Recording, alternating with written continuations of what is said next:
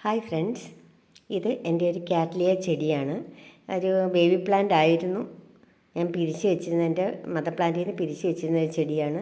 ഇതാ ഇപ്പോൾ ഇതിനുള്ളിൽ ഫ്ലവർ ഉണ്ടായിട്ടുണ്ട്, 2 ഫ്ലവർ. നോക്കി, ഞാൻ നേരത്തെ ഇതിനെപ്പറ്റിയൊക്കെ വീഡിയോ ഇട്ടിട്ടുണ്ടായിരുന്നു. ഇതിൻ്റെ വലിയൊരു പ്ലാന്റ് ലോങ് വീഡിയോ ഇട്ടിട്ടുണ്ട്, ഷോർട്ട് വീഡിയോ ഇട്ടിട്ടുണ്ട്.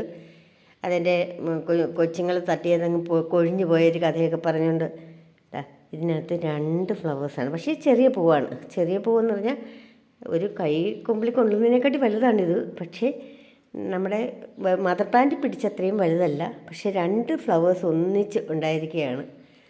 നല്ല ഭംഗിയുള്ള പൂക്കളാണ് ഇത്. സത്യത്തിൽ ഈ കാറ്റ്ലിയ ചെടിയുടെ പേര് എനിക്കറിയില്ല കേട്ടോ. ഞാനന്ന് വാങ്ങിച്ച സമയം ഒരു 3-4 വർഷത്തിന് മുമ്പാണ് വാങ്ങിയെന്ന് തോന്നുന്നു. അപ്പോൾ ഇതിന് പേരുണ്ടായിരുന്നു. പക്ഷെ ഞാനന്ന് എൻ്റെ പ്ലാന്റ്സ് സെയിൽ ചെയ്യുന്നതിനെ പറ്റിയൊന്നും ചിന്തിക്കാഞ്ഞുകൊണ്ട് ഞാൻ ആ പേര് കളഞ്ഞു. ഇപ്പോൾ എനിക്കറിയില്ല. ഞാൻ ഗൂഗിളിൽ സെർച്ച് ചെയ്തിട്ട് പോലും ഇതിൻ്റെ പേര് കിട്ടിയില്ല. ഓക്കെ, ഈ 2 ഫ്ലവേഴ്സ് ഉണ്ടായത് കൊണ്ടാണ് ഇതിന്. ഈ രണ്ടാമത്തെ ഫ്ലവർ വളരെ ചെറുതാണ്, ശരിക്കും ചെറിയ ഫ്ലവറാണ്. പക്ഷേ ഈ ചെറുതെന്ന് പറഞ്ഞാൽ ഒരു വലിയ റോസ്, ഒരു ചെമ്പരത്തിപ്പൂവിൻ്റെ അത്രയൊക്കെ ഉണ്ട് കേട്ടോ. മറ്റേത് ഇതിൽ വലിയ ഫ്ലവർ, നല്ല വലിയ ഫ്ലവറാണ്. പക്ഷേ ഇതിലെല്ലാം വലുതായിരുന്നു. എൻ്റെ മദർ പ്ലാന്റിനകത്ത് കഴിഞ്ഞ ദിവസം പിടിച്ച പൂവ് അത് അടന്ന് കൈ തട്ടി അടന്ന് പോവുകയും ചെയ്തു. പക്ഷേ ഇത് നല്ല ഭംഗിയുണ്ട്. ഞാനിത് പുറത്തോട്ട് ഇറക്കിയിട്ടില്ല. നല്ല മഴയാണ്. മഴയായതുകൊണ്ട് ഫ്ലവർ വിരിയുന്നതിന് മുമ്പ് തന്നെ ഞാനങ്ങ് അകത്ത് വെച്ചു. കാരണം കുറച്ച് ദിവസത്തേക്ക് ഇത് വിരിഞ്ഞ് നിൽക്കുന്നെങ്കിൽ നിൽക്കട്ടെ എന്ന് വെച്ചിട്ട്.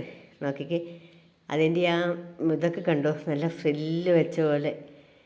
അതിനകത്ത് ലിപ്പിനൊരു യെല്ലോ കളറുണ്ട്, അതിൻ്റെ അറ്റത്തൊരു വയലറ്റ് കളറുണ്ട്.